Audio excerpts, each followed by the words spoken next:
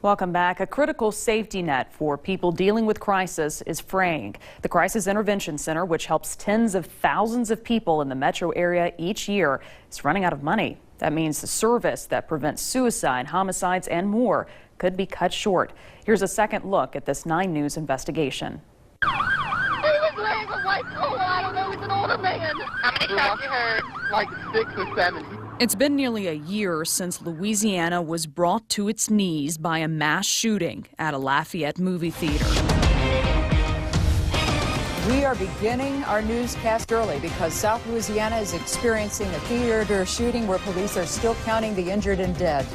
2 people were left dead, 9 others injured. Residents say they never imagined such violence could happen. Your heart sinks into your chest as you begin to think that, wow, I did hear gunshots. The emotional toll on the community. But the executive director of the Crisis Intervention Center in Baton Rouge says an open phone line has prevented that tragic scene from playing out again and again.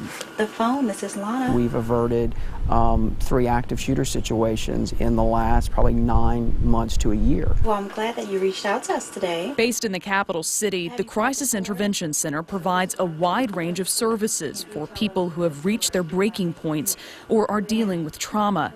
So what have you been doing to take care of yourself since? This center answers calls and messages 24 hours a day, 7 days a week, from people across the state, including the Shreveport and Lake Charles areas. While the center is probably best known for its suicide prevention hotline, Executive Director Aaron Blackledge says suicide risks only make up about 10 to 15% of calls. More often than not, he says, the person on the other end of the line is struggling with mental health or substance abuse issues. The center's clinical approach uses highly trained and certified specialists to help a person move past their crisis and connect them with resources that can help. We listen. We listen to what they need. We tune in.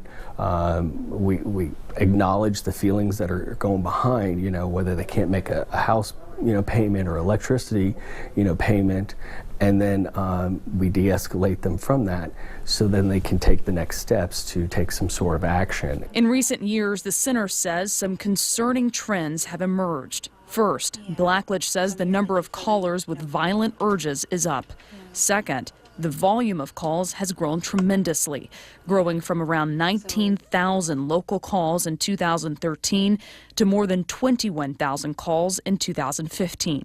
Blackledge says the increase follows cuts in health care. There are parts of the state, without getting into detail, where we take a number of calls where we are seeing 4 and 5 times the call volume that we were seeing just a year ago. And those areas of the state are places where hospitals or mental health facilities have been closed, and these individuals have nowhere to go. A recent study ranked Louisiana among the states with the worst access to mental health care. With the need greater than ever, Blackledge hopes to lead the charge on a statewide crisis response network. But that initiative needs funding, and money is in short supply. That investment has got to be, consistent with certainly, outcomes that they're expecting. With no direct funding from the state or the federal government, grants, stipends, and donations make up the center's budget.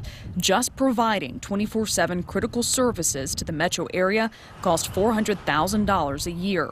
The growing demand for crisis intervention is outpacing their current finances. I mean, it's not a good time. Blackledge is hopeful the center can find some new public and private investors, including the state. It does no good to fully fund TOPS if our universities are filing financial exigency all over the place. But with the current budget crisis, Blackledge knows it's a long shot. Are you feeling tired and weak today? If the center doesn't find the funding it needs, services may have to be scaled back, meaning those desperate calls for help could go unanswered. I think we're going to see a lot more events where, unfortunately, folks that have mental illness, act out in some way. I hope that it doesn't mean, violence. The center's executive director says they actually save local hospitals millions by helping to keep those dealing with crisis out of emergency rooms, which may not be equipped to handle mental health issues. Taking a live look now at downtown Baton Rouge.